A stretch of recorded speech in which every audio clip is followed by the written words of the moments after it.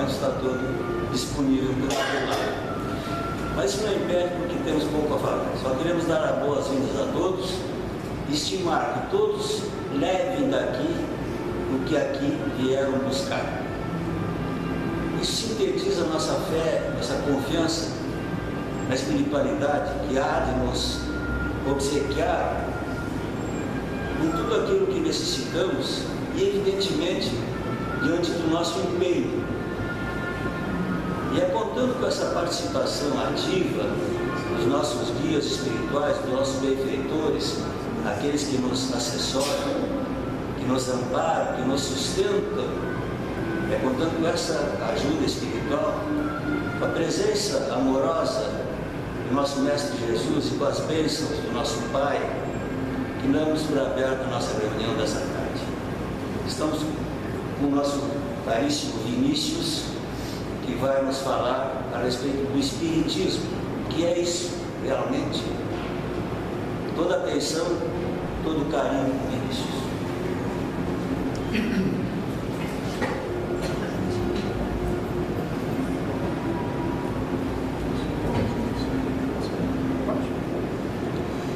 Meus amigos, boa tarde a todos e todas. Que nós possamos estabelecer uma reflexão oportuna para o nosso crescimento espiritual e para o nosso entendimento do que seja o Espiritismo.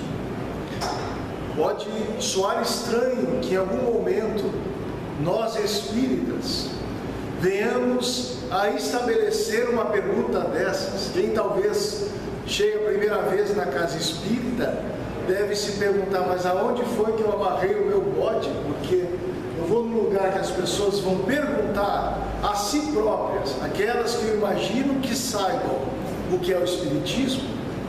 Tem gente que gostaria, inclusive, de encontrar um terreno de maior certeza, onde a dúvida talvez não tivesse espaço.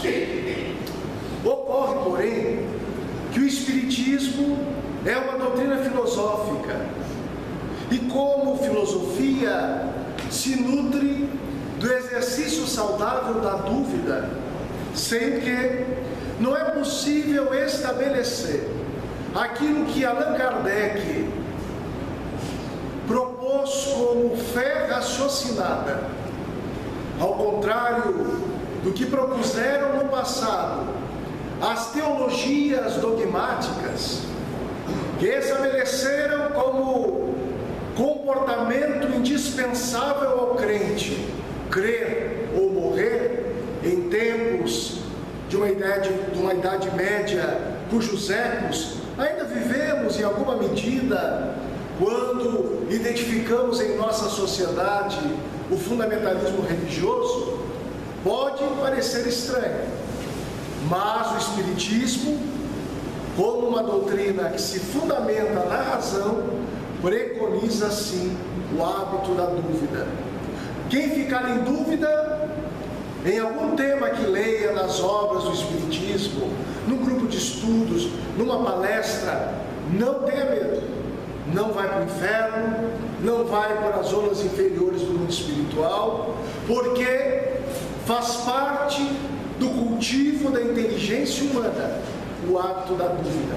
E a dúvida é o caminho para a descoberta, para a aprendizagem, inclusive de uma virtude notadamente cristã, no sentido da proposta dos ensinos de Jesus, que é a humildade. A humildade é premissa para que nós aprendamos alguma coisa. E a dúvida é essa prática da humildade, da razão, que faz com que o indivíduo se debruce diante de um tema, o segue com as suas perguntas, com as suas questões, para entender esse tema, não digo na sua totalidade, mas da maneira mais aproximada possível. E esse é o mote, o objetivo do nosso tema dessa tarde.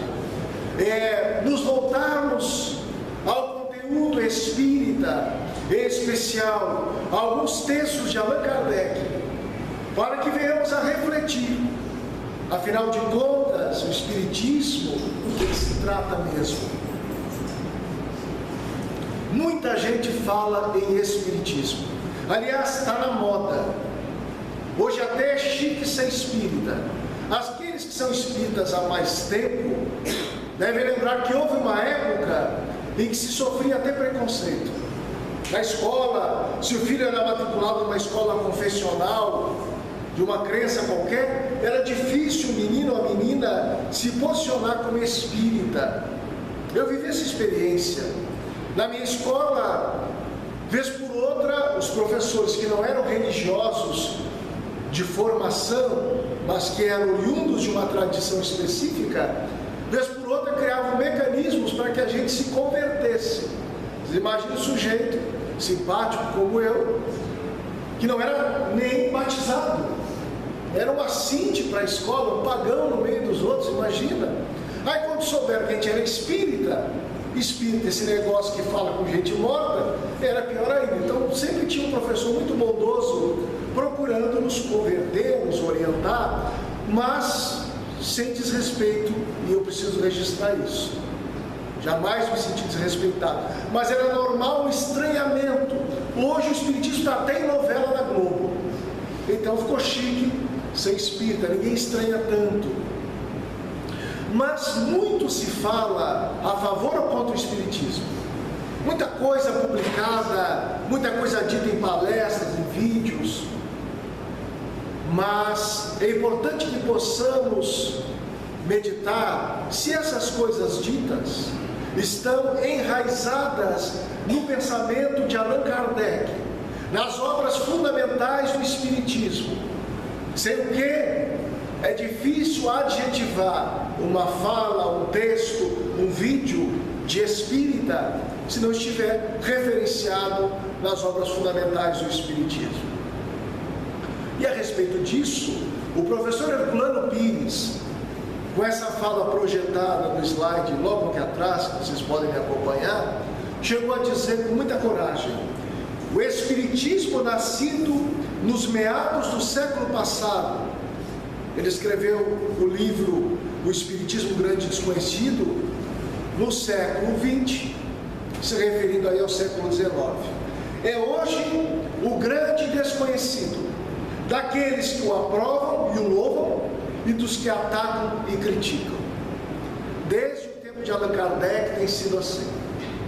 Muita gente se levanta nas formas de mídia possível para se opor ao Espiritismo, cuja crítica é difícil de aceitar, por mais caridoso que o adepto do Espiritismo seja, porque é fácil identificar que no reino da opinião, o papel, o teclado aceita tudo, e são poucas nas críticas às opiniões fundamentadas nas obras, onde o crítico tenha se dedicado alguns minutos ao menos de fazer algumas leituras sérias para estabelecer a crítica com qualidade. Mas o que Herculano está dizendo aqui, que o Espiritismo não é só desconhecido daqueles que o criticam, é até uma colocação tanto incômoda.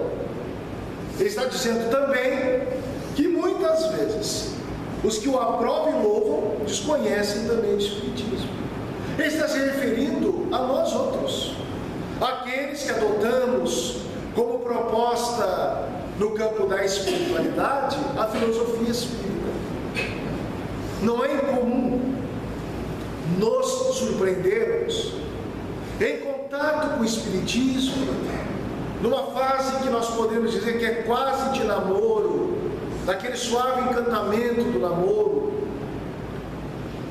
Mas quando surgem as propostas de estudo, leitura das obras fundamentais, a vida é muito exigente, trabalhamos muito, temos vários compromissos, e nem sempre temos agenda pessoal, por escolha ou não, para colocarmos nossos olhos com maior atenção em torno das obras fundamentais do Espiritismo, aquelas que são assinadas por Allan Kardec. O que naturalmente nos afasta do conteúdo e mais da convicção convicção do Espiritismo na base sólida da razão. Porque o Espiritismo é uma doutrina de livre exame. Em tese, ninguém se converte ao Espiritismo, ninguém vira espírita. Eu entrei no centro, gostei da palestra, virei espírita. Bem ao contrário do que pode ocorrer no campo das escolas da fé que temos aí ofertadas no mundo. Porque não é mais uma religião, mas como proposta filosófica, faz um apelo à razão para que o sujeito, estudando o seu conteúdo, conheça seus postulados básicos e, identificando-se com esses postulados, através do estudo, da reflexão, do exercício prático no campo da vivência pessoal, venha a aderir a esses princípios por livre escolha. Ser espírita também não é um caso de herança familiar. Minha família é espírita, logo eu vou ser espírita também. Não, não necessariamente. Não é um processo por osmose, não é um processo por imposição, é de construção pessoal, que eu arrisco dizer que está muito mais no campo íntimo da criatura do que nos aparatos exteriores, muito mais na alma que vai processando o entendimento desses saberes e transferindo-os para o campo da vivência pessoal sem alarde, do que no discurso ou por simplesmente na frequência a uma instituição ou outra que se intitula espírita. Aliás, Allan Kardec disse isso. Eu até estava me achando inteligente, mas lembrei que Kardec pensou isso antes de mim. Respondeu isso ao Abade Barrican, em que ele vai dizer que o Espiritismo não é uma questão de adesão, mas de convicção. Um Abade que estabelecia uma crítica dura ao Espiritismo, tentando transformá-lo diante da opinião pública como mais uma seita. E Allan Kardec, com a maestria que lhe era particular, responde com a civilidade do pensador que era, alertando ao Abade à época, em artigo publicado posteriormente num dos volumes da Revista Espírita, que o Espiritismo é mais uma questão de convicção pessoal do que de adesão a uma instituição formal. Então, o Herculano está a nos provocar, no sentido positivo da palavra, para que meditemos o quanto nós temos intimidade com o pensamento espírita no nosso exercício pessoal de fé raciocinada. Vejamos o que diz Allan Kardec. O Espiritismo é ao mesmo tempo uma ciência de observação e uma doutrina filosófica. Como ciência prática, consiste nas relações que se pode estabelecer com os espíritos. Como filosofia, compreende todas as consequências morais decorrentes dessas relações. Essa citação nós encontramos tanto no livro chamado O Espiritismo em sua expressão mais simples, quanto em uma obra que Allan Kardec considerava que deveria ser a nossa porta de entrada ao conhecimento do mundo invisível, que é o Espiritismo. O pequeno opúsculo, uma obra pequena no formato, mas profundo, porque é um curso aprofundado de Espiritismo, em que vamos encontrar Allan Kardec estabelecendo diálogo com o sacerdote da época, com o cético, o crítico, estabelecendo um resumo da doutrina e apresentando a terceira parte, soluções de problemas filosóficos à luz do pensamento espírita, sem deixar jamais de dar ênfase às consequências morais do Espiritismo, no sentido de fazer com que a criatura venha compreender a sua filosofia, estabeleça um compromisso para com a própria consciência no campo do aprimoramento pessoal. Vamos procurar destrinchar um pouco mais esse conceito que Allan Kardec traz. Porque ele se refere ao Espiritismo como ciência de observação. Vamos lembrar que ele escreveu isso no século XIX, onde havia como matriz, como paradigma, como forma para o pensamento científico, como uma forma em que nós colocamos uma massa para o bolo, o positivismo de Auguste Comte, que propunha um método experimental para investigar qualquer fenômeno, solicitando do pesquisador a observação continuada de um fenômeno, o controle dos modos ou das circunstâncias em que ele se dá, a dedução das suas consequências, coisa que Allan Kardec vai aplicar no método que ele desenvolve para o Espiritismo, quando passa, ainda sem conhecer a filosofia dos espíritos, investigar o fenômeno das mesas girantes, dialogar com médiuns, evocar espíritos, para, a partir desse conjunto de experiências de acompanhamento, de pesquisa experimental, estabelecer as bases da filosofia espírita, que, como disse um dia Herculano Pires, é uma ciência filosófica interexistencial, elaborada pelos dois mundos, elaborada por Allan Kardec, o pesquisador, o filósofo, o pensador, o investigador, elaborada pelos espíritos que colaboraram com a sua investigação, inclusive orientando na constituição do seu método, como nós vamos aprender, em especial estudando as obras de Allan Kardec e meditando em torno do que ele se refere ao Espiritismo experimental em O Livro dos Médiuns. Essa ciência construída em dois planos, é o salto quântico na pesquisa psíquica.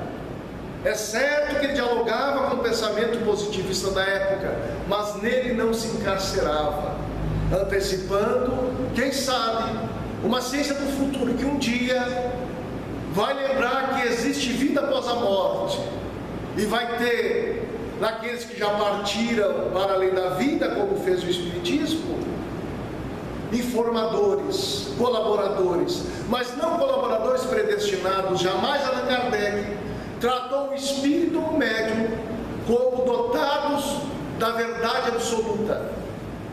Muito pelo contrário. A sua investigação vai a tal ponto que, no seu pioneirismo, ele estabelece as bases do que nós poderíamos chamar de uma psicologia de além-túmulo, onde ele vai identificar a condição dos espíritos na vida espiritual, sua condição moral, psicológica, de felicidade ou infelicidade, relacionada estritamente, não com a sua crença religiosa, mas com as suas condutas, enquanto viveram na Terra. Vai dizer ele no livro Céu e Inferno, no Código Penal da Vida Futura: o espírito é feliz ou sofre, conforme as atitudes que teve quando encarnado.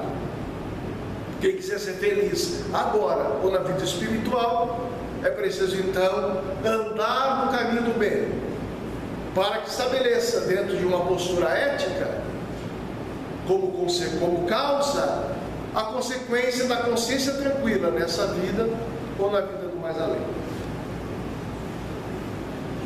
Allan Kardec vai se referir aos aspectos do Espiritismo em O Livro dos Espíritos, no item 7º da conclusão. Vai dizer então o nobre mestre: o Espiritismo se apresenta sob 3 aspectos: o das manifestações, o dos princípios e da filosofia que delas decorrem, e o da aplicação.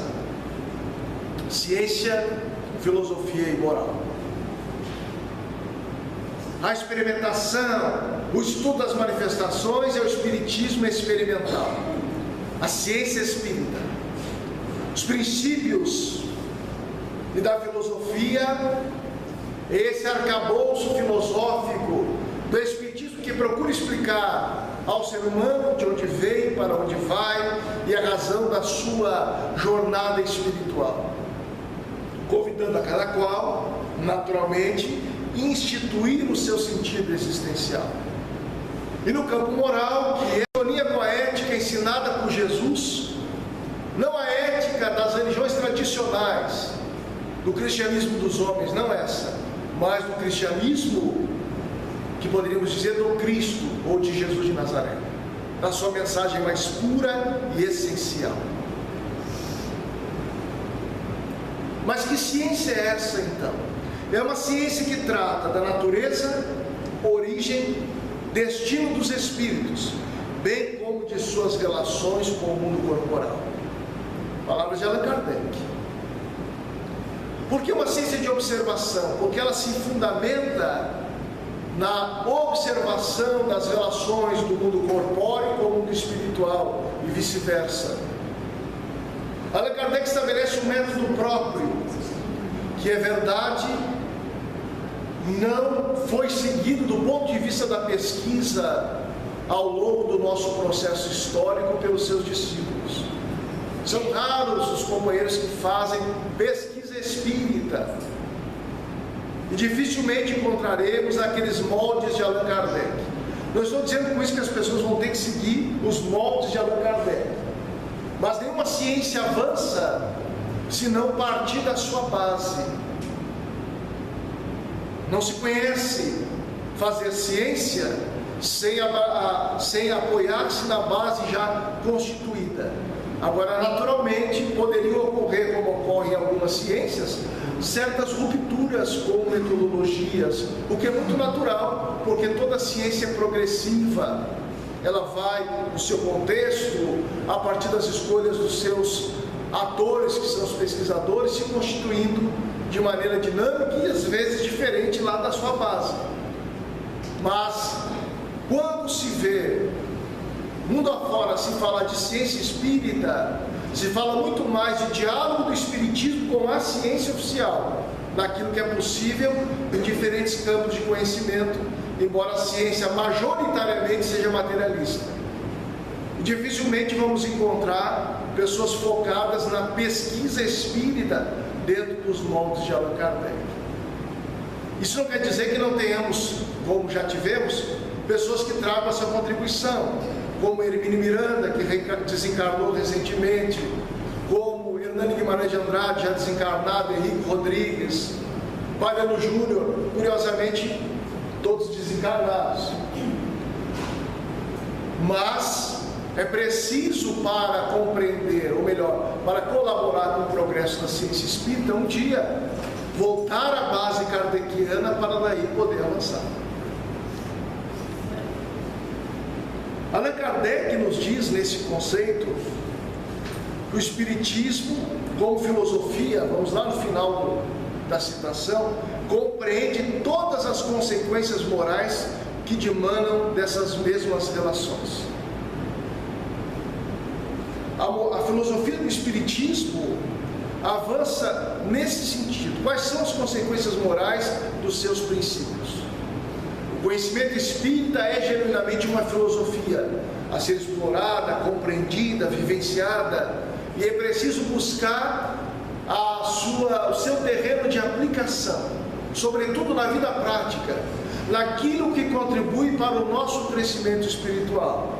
Porque Allan Kardec, com muita oportunidade, chegou a dizer que o objetivo essencial do espiritismo é o melhoramento do gênero humano, melhorar a criatura humana, e para aí deve estar as nossas vistas em relação ao espiritismo, buscar a sua contribuição para que nos tornemos criaturas melhores, espíritos mais lúcidos, sabedores dentro da sua condição evolutiva das leis morais da vida, para que se conduza com sabedoria no terreno da evolução espiritual. Mas que moral espírita é essa? Porque o espiritismo é uma doutrina que, diferente das tradições religiosas, não proíbe ninguém a nada. Chama o indivíduo ao campo da responsabilidade, do raciocínio, da investigação ética, entre o que quer fazer, entre o que pode, entre o que deve fazer, sem ferir as leis divinas, sem ferir a própria consciência, que aliás, segundo os espíritos superiores Allan Kardec, é na consciência que as leis divinas estão inscritas. Isso é algo profundamente revolucionário do ponto de vista do campo da espiritualidade ou do pensamento religioso, porque dizer isso numa época em que a Inquisição ainda existia e os livros de Allan Kardec foram condenados pela Inquisição, era terrível, porque dizer que a lei de Deus não está num livro sagrado, não está numa doutrina, não está num templo específico, mas está na consciência, é a mais pura e profunda promoção da liberdade ou da autonomia espiritual, dando a cada um de nós, naturalmente, a responsabilidade da boa condução ética e moral, tirando de nós aquela relação de dependência com as instituições do passado, com o formato do sacerdócio organizado da época, da condução das massas. Não é alguém que diz para a gente, você tem que agir assim. Somos nós que temos que buscar, em um processo de meditação, de reflexão continuada, o entendimento das leis de Deus, das leis divinas, e buscar nos conduzir em sintonia com essas leis. Isso leva a todos nós à construção, quando aproveitamos, de uma maturidade moral, uma maturidade do senso moral, da capacidade de fazer juízos éticos, lidando com os dilemas que todos enfrentamos, porque na Terra todo mundo tem as suas lutas para experienciar. Errando e acertando, vamos amadurecendo o nosso senso moral e construindo escolhas cada vez mais acertadas nesse processo educativo em que vamos refinando a nossa capacidade de lidar com a liberdade, o nosso livre-arbítrio. O que é desafiante, porque nós viemos de um passado histórico, ancestral, de dependência no campo da religião. Basta abrir um livro didático de história. Muita coisa do campo da política de nações, até a vida privada, a vida íntima, era definida por alguém que se instituía como representante de Deus. De casar a declarar guerra, tinha relação. Nós nos emancipamos disso na modernidade. Rompemos com essa dependência enquanto civilização, embora muita gente ainda dependa de decisões alheias para se sentir bem, sentir em paz. Não é incomum aqueles que atendem no atendimento fraterno às vezes serem surpreendidos com a pessoa perguntando, afinal, eu fico casado ou separo?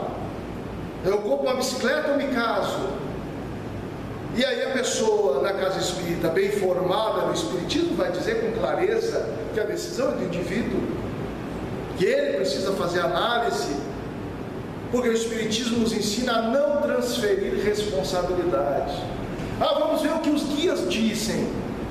E às vezes a gente fica até chateado com os amigos espirituais, porque quando é amigo espiritual mesmo, ele não resolve a vida da gente, ele coloca na nossa mão a responsabilidade, porque é da divina lei, revelada nos ensinamentos de Jesus, quando chegou a dizer, a cada um será dado conforme as suas obras, deixando claro que cada um é dono da sua conta, que precisa cuidar dela. É um processo que hoje parece assim, meu Deus, isso é uma obviedade, porque é inconcebível pensar o contrário, mas nem sempre foi assim. Essa é uma aquisição nossa, de espíritos em evolução, que fomos pouco a pouco amadurecendo e avançando, assim como nós fazemos na relação com os nossos pais, quando nos individuamos. E aí o sujeito não pergunta tudo para o pai ou para a mãe, porque já está maduro. De vez em quando tira uma dúvida, mas não morre de desespero, porque precisa indispensavelmente da opinião de alguém que lhe tutela a existência. Não, porque já se encontra maduro. Naturalmente, as religiões do passado encararam isso como orgulho, vaidade, soberba, pecado. Houve um momento em que a teologia tradicional condenava inclusive essas posturas. Mas o Espiritismo, como doutrina progressista, nos convida a continuar amadurecendo essa capacidade de pensar e de deliberar sobre a nossa própria vida, ampliando o nosso entendimento a respeito das dinâmicas da existência e de quanto a espiritualidade superior e as leis do Pai Criador se movem na nossa vida, interferindo positivamente, e que nos cabe aproveitar cada experiência de luta na Terra, luta metafórica, por favor, ninguém me entenda mal, para avançar na senda do progresso espiritual. Essa moral, então, é a regra de bem proceder. Essa capacidade de distinguir o que é bom e o que é ruim, o bem do mal, funda-se, segundo Allan Kardec, na observância da lei de Deus. O homem procede bem, leia-se o homem e a mulher, quando tudo faz pelo bem de todos, porque então cumpre a lei de Deus. Bom, mas a gente precisa tornar isso mais palpável. E aí, ao longo do texto do Livro dos Espíritos, nós vamos encontrar algumas dicas que nós estamos chamando aqui de ética do homem e da mulher de bem. Primeiro, proceder bem. De que forma? Com os outros. Aí Allan Kardec, na questão 631 do Livro dos Espíritos e adiante, vai nos colocar essa questão da lei da solidariedade ou reciprocidade, que não é outra coisa senão a regra áurea ensinada por Jesus.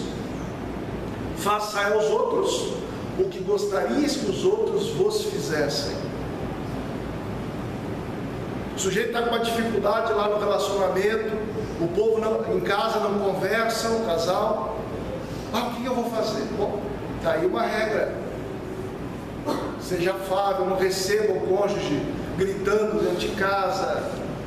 Não chegue em casa reclamando do trabalho sem ouvi-lo. Enfim, como você gostaria de ser tratado. No ambiente de trabalho, tratar aquele que está subordinado a nós ou superior a nós, dentro dessa lei de solidariedade. Não é negociata, não é agradar o outro porque eu gosto de ser agradado, é respeitar o outro na sua dignidade como eu gosto de ser respeitado. Aí a gente olha a pessoa tentando estacionar na zona azul, que às vezes é uma zona da bagunça. Aí está lá a pessoa tentando estacionar, vem um sujeito que é metido a inteligente, corta o que estava tentando estacionar e pega a vaga, e acha lindo e maravilhoso. Está desconsiderando o próximo, pequenas atitudes. A pessoa que fuma, obrigar os outros a fumar junto, furar a fila no banco, quebrar o patrimônio público. A gente pode levantar uma série de coisas que prejudicam. Eu lembro de uma época que era moda estragar. Tem gente de geração aqui que nem ouviu falar nisso, mas a maioria acho que ouviu. Orelhão com ficha. Que o celular está tão popularizado que hoje o orelhão quase não tem utilidade. Deve ter para as empresas que instalam. E aí o que acontece? Houve uma época que as pessoas achavam bonito estragar o orelhão do bairro, da rua, mas que um dia poderiam precisar. Uma falta de senso. Trote para o hospital. E assim vai. Aquelas coisas que a gente acha que só quem mora em Brasília, lá, aquele povo que a gente adora, é que faz. Mas que a gente vê aí na dinâmica do dia a dia. Muita gente fazendo também. Num patamar diferente, mas fazendo também. Toda vez que a gente fere o direito do próximo, que procura vantagem, nós estamos ferindo essa lei da reciprocidade, ou essa regra áurea ensinada por Jesus. E Jesus era um sujeito, continua sendo, muito interessante, porque ele disse continuamente: vós sois meus discípulos se fazeis o que vos mando. Se fazei o que vos mando. E o que ele mandou? Façai aos outros o que gostarias que os outros vos fizessem. É o essencial do pensamento cristão, ou do pensamento de Jesus. Proceder bem consigo mesmo, porque no âmbito da relação com os outros, a gente tem feedback do outro. mas e consigo mesmo? Como é que a gente vai saber? Porque nós somos complacentes conosco em relação aos nossos vícios, deficiências. E aí os Espíritos vão propor como parâmetro o limite da necessidade. Vou dar um exemplo bem simples. Uma coisa que não existe quase no mundo: pessoas que falam demais da vida dos outros. Você sabe que hoje é uma coisa rara. O vulgo fofoqueiro não existe quase. Pois é. Se a pessoa se percebe falando demais, qual vai ser o critério dela? Qual é o parâmetro? O limite da necessidade. Isso que eu vou falar é necessário? Não é, então por que eu vou falar? Cala de boca. Isso que eu vou fazer é necessário? Isso que eu vou adquirir? Isso que eu vou consumir? Esse prazer que eu vou me dar? E aí nós vamos, nesse exercício pessoal, estabelecendo limites, que em linguagem atual poderia ser dito como contenção dos impulsos inferiores.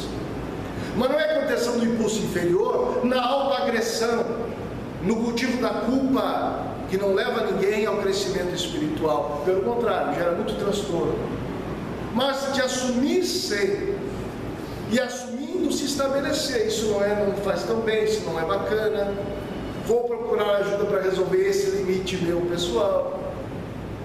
E aí nós vamos desenvolvendo essa autonomia, essa autorregulação de nós mesmos, com base nessa filosofia que nos engrandece a vida pelo esclarecimento que ela nos traz. Mas é indispensável, segundo os Espíritos, eles não dão brecha. Eles dizem: o conhecimento de si mesmo é a chave, não é uma chave, é a chave para o progresso intelecto-moral. Além de exercitar a prática do bem com o outro, com o próximo, conosco mesmo, exercitar o autoconhecimento, cujo tempo não permite a gente alongar aqui a reflexão.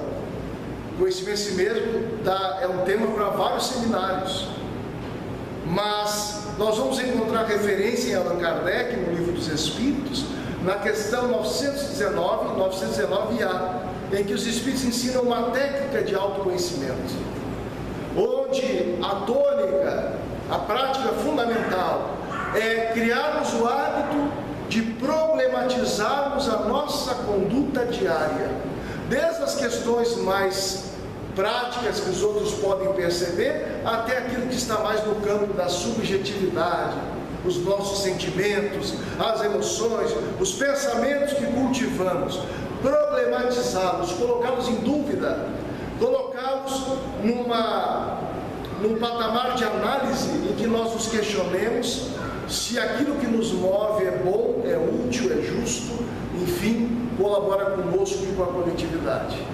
Porque o progresso espiritual, ele não é feito a reboque. Alguém vai nos puxando. Ele é construção individual. Claro que podemos contribuir uns com o progresso dos outros, que acontece dentro da dinâmica da vida em sociedade. No entanto, essa conquista com mérito pessoal é feito pelo esforço próprio, como dizia o nosso querido Léo aqui, com empenho. E que empenho é esse? É o esforço, é além do trabalho dinamizado em prol do nosso crescimento. O Espiritismo, então, é essa ciência filosófica de consequências morais práticas para a vida de cada um de nós, que não prescreve uma bula de comportamentos aceitáveis e outros condenáveis, mas que estabelece a prática do bem como roteiro e o conhecimento de si mesmo como ferramenta para que possamos alcançar um nível de lucidez espiritual, tornando-nos responsáveis por nós mesmos e dando a nossa cota de contribuição à vida, que começa por melhorarmos quem somos, que por consequência gera o melhoramento da coletividade a qual nós pertencemos. Aqui nós temos projetadas, vocês podem ver na tela, as nossas referências. É sempre oportuno, quando ouvimos uma palestra, lemos um texto, ir nas fontes que alguém faz referência, até porque vocês podem ler a mesma coisa que eu li e tem um olhar diferente. Porque as nossas histórias, nossas trajetórias, que constituem o nosso filtro intelectual, não são iguais, embora a fonte possa ser a mesma. Eu agradeço profundamente a oportunidade de estar aqui, retorno aqui, e peço aos bons espíritos que nos amparem. Desse modo, nós vamos nos encaminhando à reflexão final, que diz respeito ao passe espiritual. Pedimos aos amigos que nos acompanhem em pensamento, para que em prece, com a alma reverente, nos vinculemos à espiritualidade amiga que conosco já está aplicando o passe espiritual e atendendo-nos dentro das nossas necessidades e condições. Possamos, nesse momento, com simplicidade de alma, acerenar-nos, abrindo nossos canais psíquicos à inspiração dos bons espíritos que nos amparam nessa jornada existencial. Possamos encontrar nas lições do Espiritismo, sobretudo na sua filosofia, referências saudáveis para uma vida equilibrada, em paz, em harmonia, onde, distante dos nossos problemas cotidianos, possamos nos perguntar: a que viemos à Terra? De que modo podemos contribuir para que a humanidade, nossa grande família, onde desaparece o espírito do sectarismo, do racismo, do preconceito, de qualquer tipo, essa grande família, de que forma podemos contribuir com ela? Possamos vincular-nos ao nosso espírito protetor, num diálogo criativo, num colóquio equilibrador, para que em outros momentos de prece solícitos e sozinhos, possamos recolher a inspiração desse mesmo amigo espiritual que Deus concede para nos inspirar o roteiro do bem, estabelecer metas saudáveis e positivas, para que superemos a nós mesmos em primeiro lugar, em nossas deficiências, no campo da nossa sombra interior,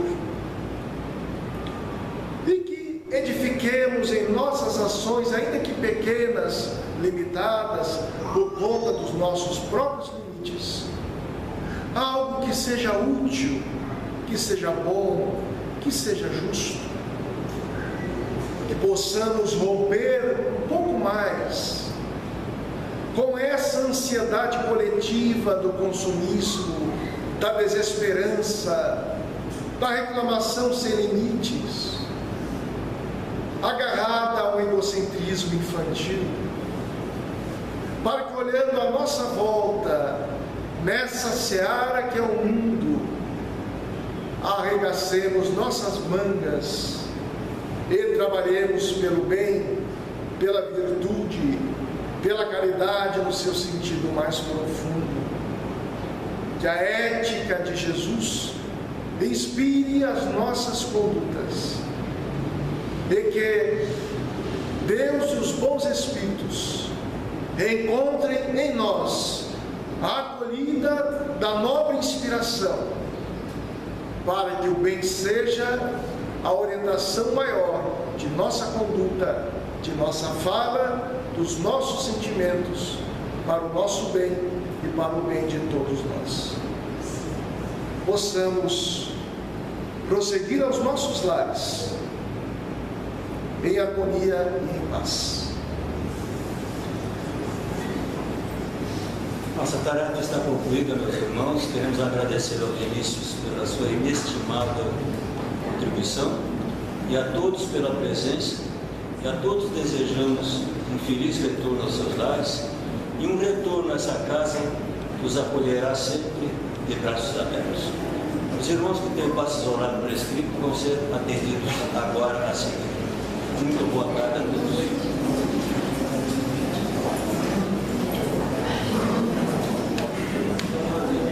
Excelente mensagem. Aquela retirada inteira.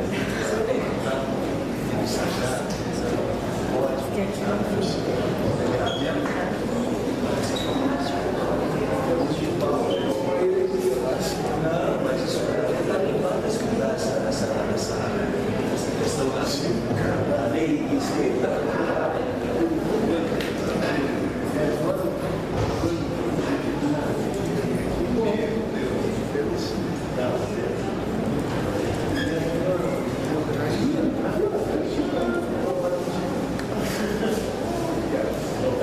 Essa expressão comparação